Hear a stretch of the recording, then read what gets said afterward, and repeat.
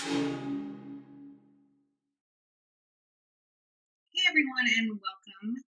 Today I'm going to be showing you how to print sublimation images from an Epson SureColor F170 printer using a MacBook and Affinity Designer so that your images can go from looking like this to this. So the first thing that you're going to want to do is make sure that you have the right driver for the printer installed. To do that, you're going to click on the little Apple icon up here at the top and click on System Preferences. Then click on Printers and Scanners. Then click on your Epson SCF100 series printer, Options and Supplies. And you're going to want to make sure that the driver version is at least 10 point something. The first time that I downloaded this, it was like 2 point something, and my colors were printing all wrong. So make sure that you have the right driver installed. If you don't see 10 point something here, go ahead and delete the driver and then go back to Epson's website and re-download the driver, and that should work. That's what worked for me. Then you're going to go over to Affinity Designer. If you don't have it and you're not sure if you want to download it, they do offer a free trial, which is what I did whenever I first started. Because I was trying to use like Silhouette Studio or Canva, and none of them were printing out the colors right for me. So I wanted to try Affinity Designer, but I didn't want to pay for the whole thing, so I used the trial and I ended up loving it, and I went ahead and bought it.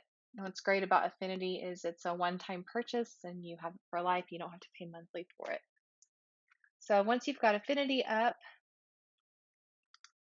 you're going to go to the top here and click File and then New.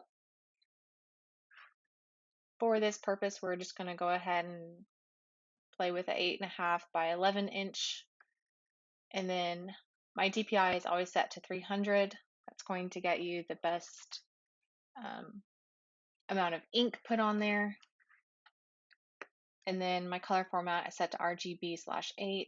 And then my color profile is sRGB. And then I always use a transparent background. Then click Create. My computer has been running really slow the last couple of days, and my internet as well. So there we go.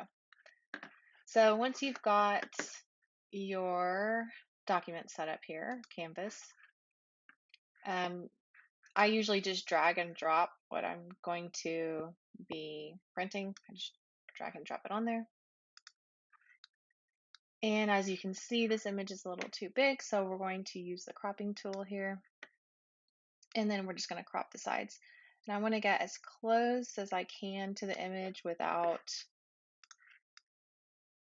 go ahead and turn snapping off up here with this little magnet looking thing.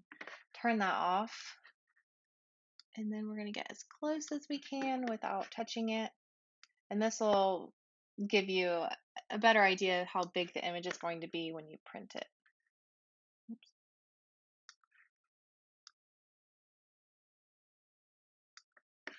So then once you're done cropping, click back on your pointer.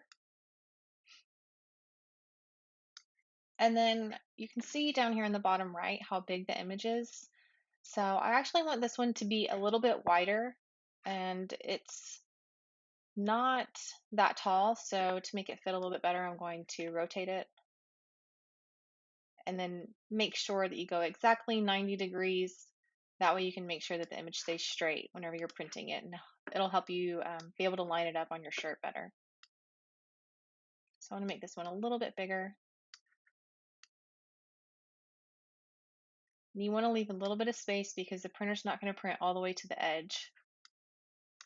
And then I'm going to turn my snapping back on so that way I can make sure it's centered on the paper. So that way, whenever I'm lining it up on the shirt, it's not going to be over here. And if I line it up symmetrical with the shirt, then my design is going to be off. So turn snapping on and make sure that it's centered on the page.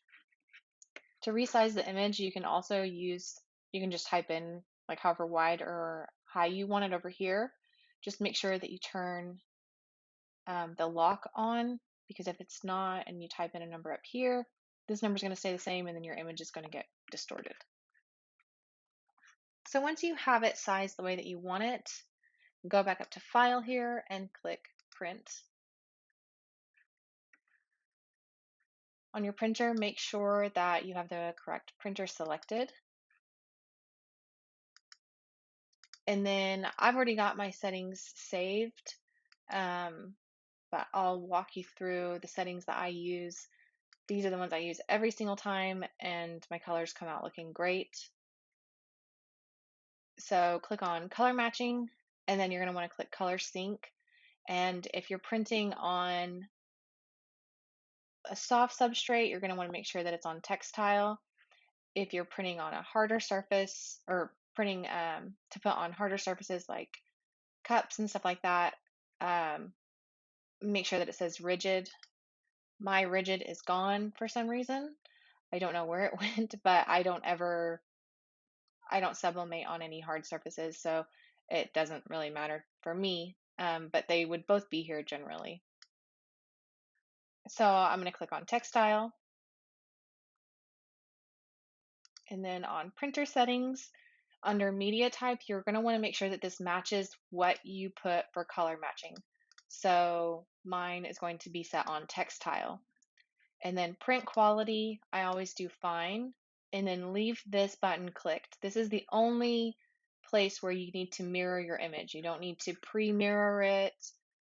This is a sublimation printer, so it knows that it needs to mirror the image. This right here is all that you need to have clicked, and it should always be on. Mine came on automatically, so the first like 5 times that I printed, I was pre-flipping the image because that's what everyone who used converted printers said that you had to do, and I couldn't understand why it kept coming out the wrong way. It's because this printer is it's already going to mirror it for you. And then you don't have to click on anything else. Everything else should be fine. Under, let's see, paper handling. No. Yeah, I mean, you don't have to mess with anything else. I mean, make sure that your bleed's not on, document layout, mode single, range and scale, scale, automatic. This is going to make sure that the image prints exactly how you have it set. Mine is going to be exactly like that, and I don't have to worry about it being distorted or anything. My printer's actually not connected because I'm not connected to Wi-Fi, but all you have to do is click print and you're good.